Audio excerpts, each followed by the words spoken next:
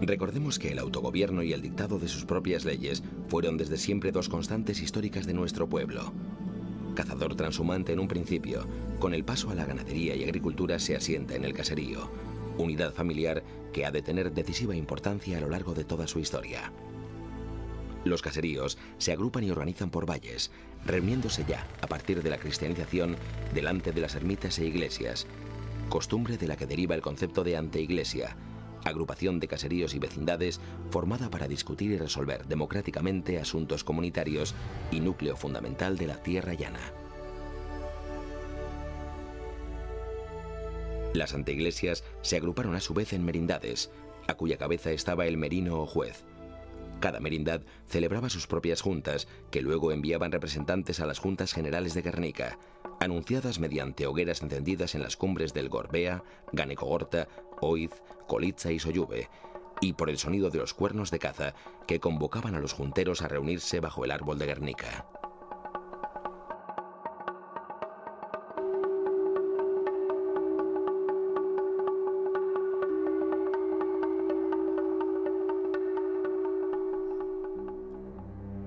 Al principio, todos los vizcaínos tenían derecho a asistir libremente a las juntas generales, hasta que entre los siglos XV y XVI adoptaron la costumbre de delegar su representación en los apoderados, llamados también junteros, con lo cual se pasó de la democracia directa a la democracia representativa.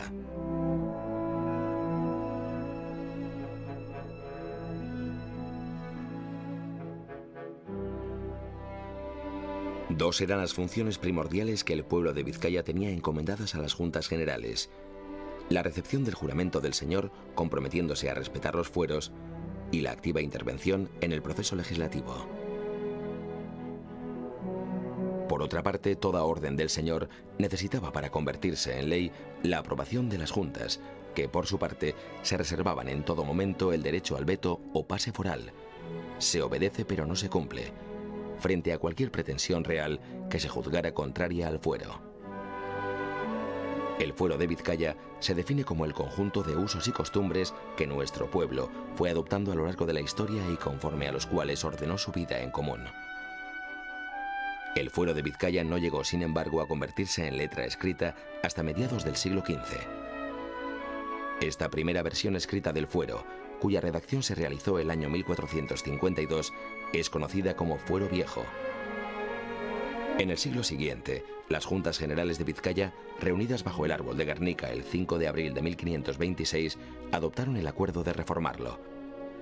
Y esta nueva versión, que recibió el nombre de Fuero Nuevo o Fuero Reformado, fue la que mantuvo su vigencia y rigió el señorío hasta su abolición, perpetrada el 21 de julio de 1876.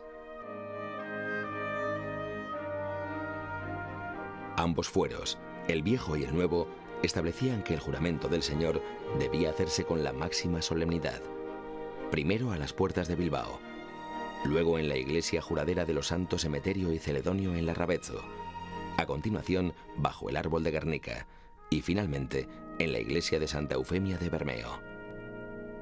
En el Salón de Juntas Generales de Guernica pueden verse las cartelas que nos recuerdan los nombres de los reyes castellanos que vinieron a emitir el solemne juramento que les abría las puertas del señorío.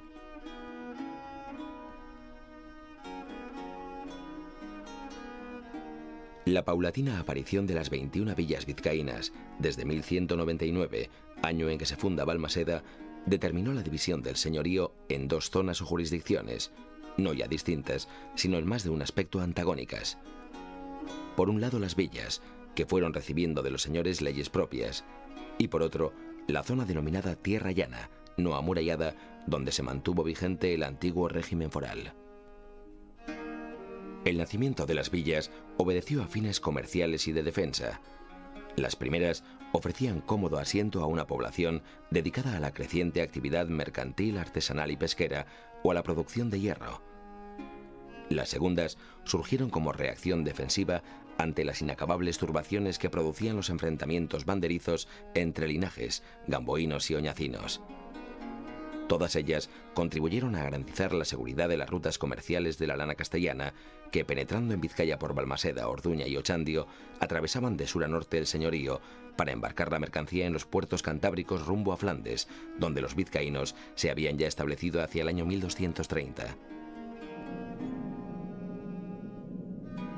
El puerto vizcaíno por excelencia era en aquella época Bermeo, villa fundada en 1236 y cuya prosperidad comercial le había hecho merecer el título de Caput Vizcayae, cuando Bilbao no pasaba de ser una humilde puebla de pescadores.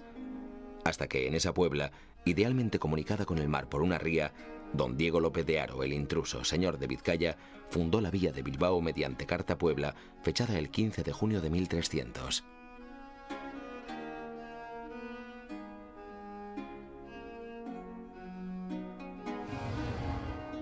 Diez años más tarde, su sobrina, doña María Díaz de Haro la Buena, que en 1310 le sucede en el gobierno del señorío, confirma la fundación y declara a la villa recién creada paso obligado para la ruta lanera que, partiendo de Burgos, descendía de la meseta por Orduña y empalma con el mar en el puerto de Bermeo que pasa por Echevarri. Que vaya por aquella villa de Bilbao e non por otro lugar, rezaba el mandato, que sería la sentencia de muerte para la hegemonía portuaria de Bermeo. Ha sonado la hora de Bilbao, la villa de Bilbao, futuro corazón mercantil e industrial de Vizcaya, donde confluyen las rojas venas del mineral que, transformado en hierro y acero, saldrá al mundo por la arteria aorta de la ría.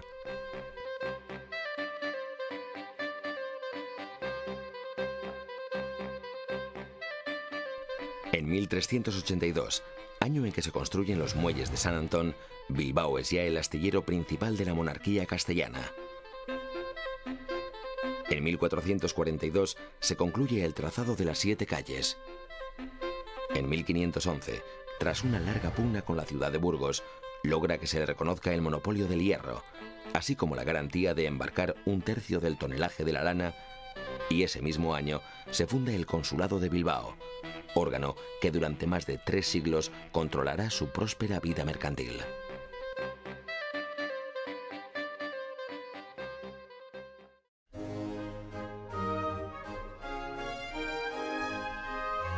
Bilbao se encuentra en el camino costero de los peregrinos a Santiago, amén de ser un importante centro jacobeo.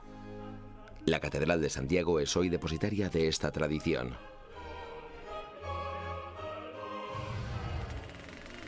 El ideal emplazamiento estratégico y comercial, potenciado por el cúmulo de privilegios recibidos, hace que muy pronto Bilbao se sitúe a la cabeza de todas las villas de Vizcaya, cuya voz cantante llevará en la tensa pugna que éstas mantienen durante los 2 siglos siguientes con la tierra llana.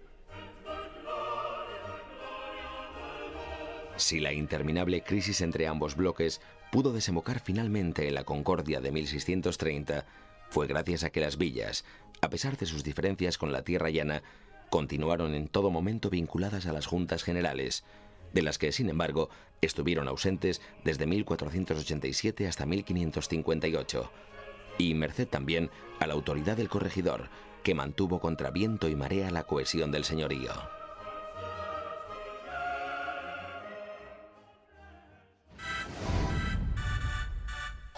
En los inicios del siglo XXI, Bilbao es definitivamente el corazón de Vizcaya. La ciudad, arrasada por la desidia de quienes la gobernaron durante 4 décadas, ha renacido de sus cenizas.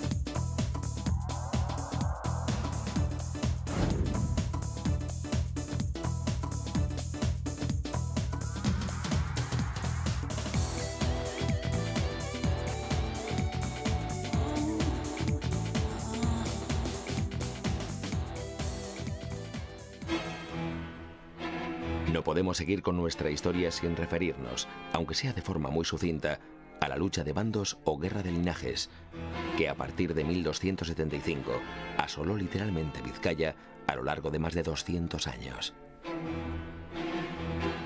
Dos fueron los bandos, el gamboíno y el oñacino, que agrupando en sus filas a la totalidad de los linajes de Álava, Vizcaya, Guipúzcoa, Navarra y el País Vasco francés, ensangrentaron por completo la tierra vasca entre los siglos XIII y XV. Según nuestro cronista Lope García de Salazar, testigo y protagonista él mismo de las guerras banderizas del siglo XV, el motivo de las luchas radicaba en la disputa de ver quién vale más en la tierra. Pugna que generalmente se ventilaba con el incendio o destrucción de las casas torre del linaje rival, la muerte de sus moradores, la tala y quema de sus bosques y mieses, la matanza o robo de sus ganados y el desmantelamiento de sus molinos o ferrerías.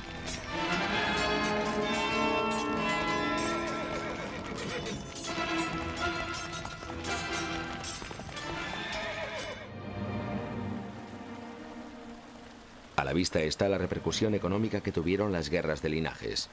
Por una parte, la absurda destrucción de fuentes de riqueza, o al menos de subsistencia, que originaba un empobrecimiento que no podía por menos de afectar a la tierra llana. Por otro, los continuos asaltos a mercaderes en tránsito desde la meseta al Cantábrico hacían peligrar la continuidad del comercio, amenazando el modo de vida propio de las villas. El rey, a petición de los vizcaínos, envía al corregidor Gonzalo Moro, que ordena desmochar aquellas casas torre que hubieran servido de refugio a los malhechores. En 1457, el endeble rey castellano Enrique IV mandó derribar más jaureguis de los parientes mayores, desterrando a los más significados a las fronteras del Reino de Granada.